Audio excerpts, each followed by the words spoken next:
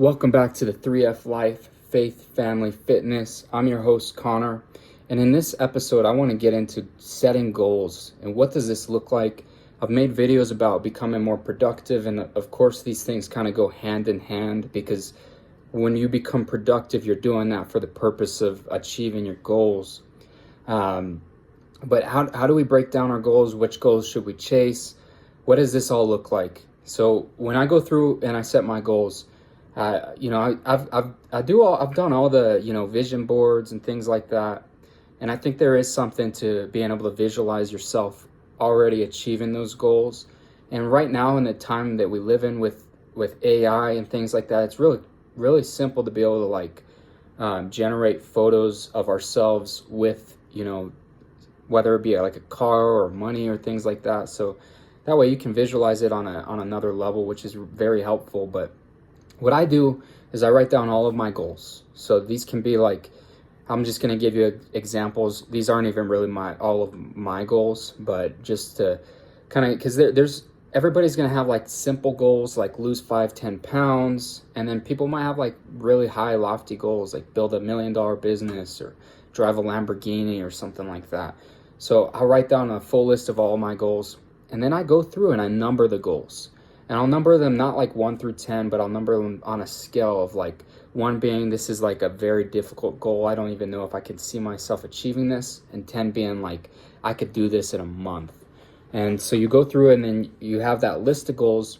And then you take the goals that are 9s, 10s, 8s, and you just start attacking those goals and working towards those. So if one of those goals is lose 5 pounds, you just become diligent about losing those 5 pounds. And then as you start checking off things on your goals sheet, the other goals become more attainable and more manageable. So let's say you becoming a millionaire or something like that. Let's say that goal is a 2, and you're just I don't see that in my near future. I'm only making less than $100,000 a year. How am I going to take 10x my income, for example? That might be something that's very difficult for you to envision. But you making $1,000 on the side outside of your business, that might be an 8 or a 9 or something like that. So that's the goal that you start keying in on.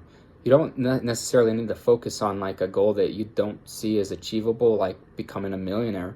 You could focus on let me just make $1,000 this month side income, and then you can start to stack these goals. And the other thing that I think is crucial is if you set let's say you have. And I would say you should have more than 10 goals. I've got a ton of goals, but let's just say your list is 10 goals.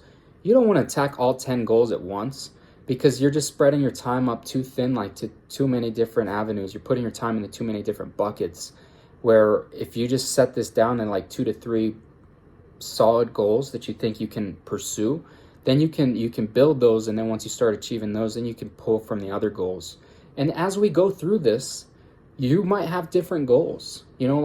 Some people when they're young, they really think that the idea of driving a Lamborghini is such a cool idea.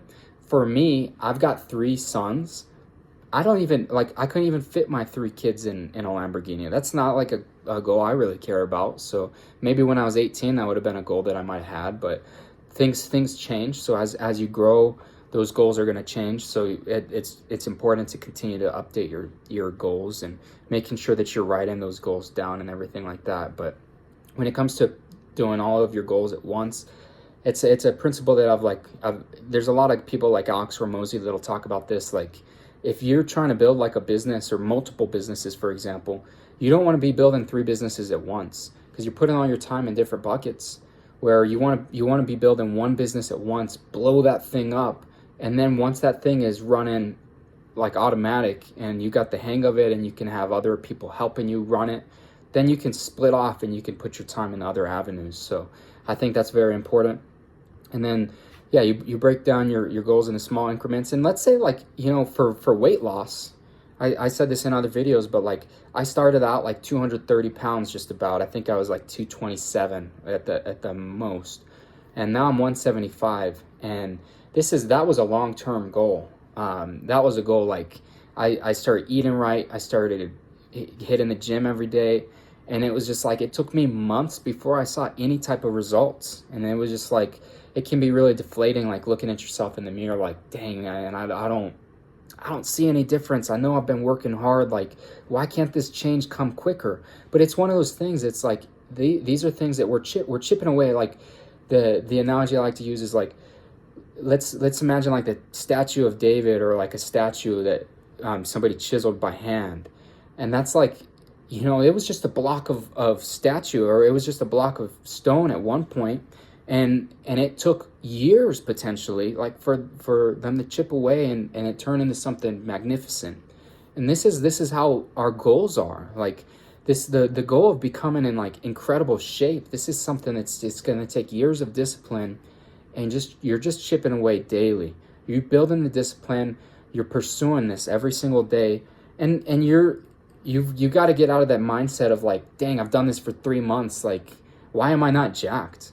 It's like, well, these people that are jacked have done this for 10 years. Of course. But so we have to get out of the mindset of like, I want to achieve this goal in the short-term period, and turn it into like I'm okay with the fact that I might have to wait for a long period of time before I achieve this goal. Because it's not going to be a today or tomorrow thing. It might be a, next year or 2 years, 5 years down the line. And so that principle of chipping away at your goals that you're pursuing, but still pursuing them with diligence is very important to me. And the other thing I like, the goals, I believe it's daily effort, and you stack the daily effort over a long period of time, and then those results will pay off in the end. And I've seen that repeatedly with all the goals that I pursue, especially with the gym. I see the difference. Like I'll look at a picture from 2 years ago and I'm like, man, this doesn't even look like the same guy. I look entirely different. And you'll see that over a long period of time with all of these goals. And don't let this, like, what a lot of people do is you're in the gym for 2 months and you're not seeing the results. So you just don't have the desire to do it anymore. And you just kind of throw the flag in, and it's like, okay, it's just not meant to be. And the reason that is because the same reason that you're not in shape now is because you did that same thing on the opposite.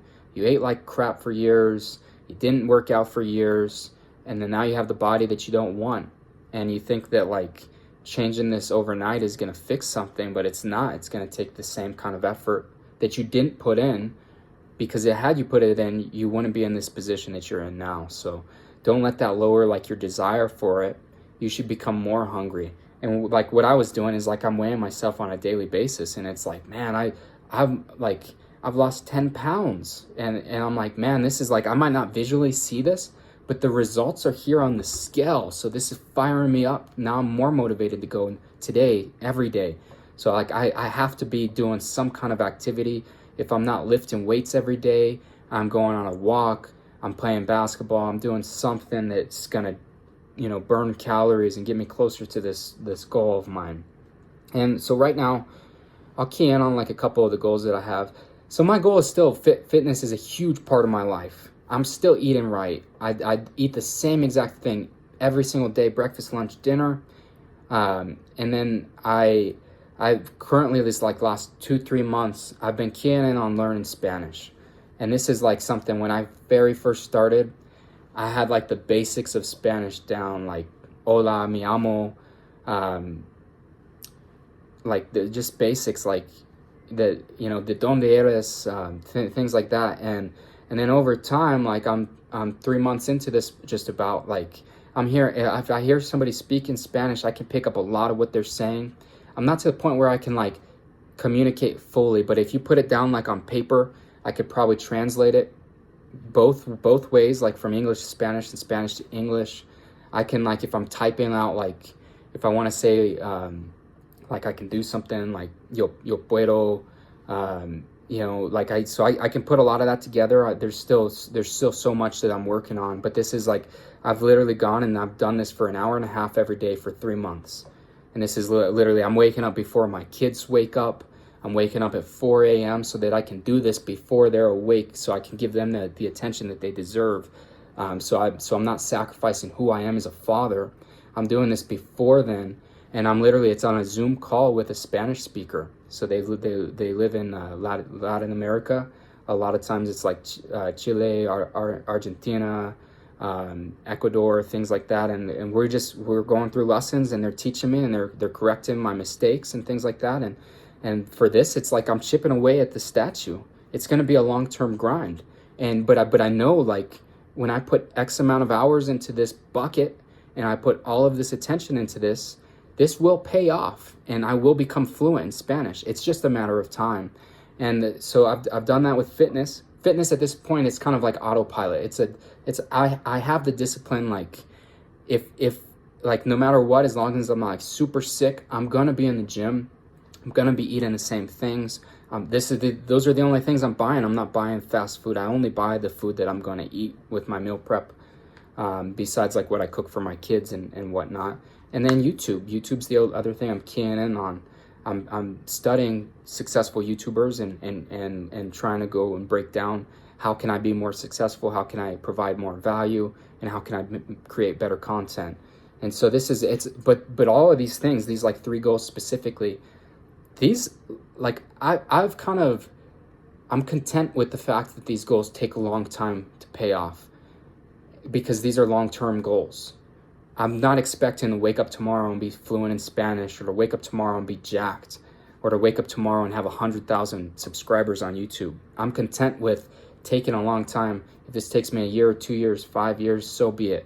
I think the Spanish thing, I think that's within a year, I think I'll be at least conversational, borderline fluent, because I'm putting that amount of time into it, and you do the research, and you actually put the effort in. Those results will speak for themselves. Same thing with the fitness, and same thing for the YouTube. Like, it's very easy to get discouraged. Like, this video got no views. This video got 2 views, and it was my brother and one of my close friends. But knowing in the long-term run that I'm becoming better at my craft, I'm putting in the effort, and one day this will pay off. That is, that's incredible to me. So we break this down on a daily. I talked in my last video about, like, you set your calendar, your schedule, and you put these time windows in there. And so that's what I do. This is part of my calendar. Like, I put my meal prepping on the calendar. I'm going to the gym from 5 to 6 p.m. I'm doing my Spanish lessons from 4:30 to 6. So that's all there. And the other thing I'll say is, don't be afraid to tell other people about your goals. Because we all know those people, and I've been that person before, is like, I just started a keto diet, I'm going to get into shape. And then like 2 weeks in, you see the person like eating a burger, or like just, going to McDonald's. It's like, okay, dude, well, you just said you're like going to get into shape. You're starting the keto, like you're on the keto diet, and then they fall through. So like, you could be that person, or you could be telling people that are going to hold you accountable, like your close friends, your close family. And they're going to be like, bro, you told me that you were on this keto diet. You told me you were going to lose weight. What are you doing eating a burger? You can't be doing this.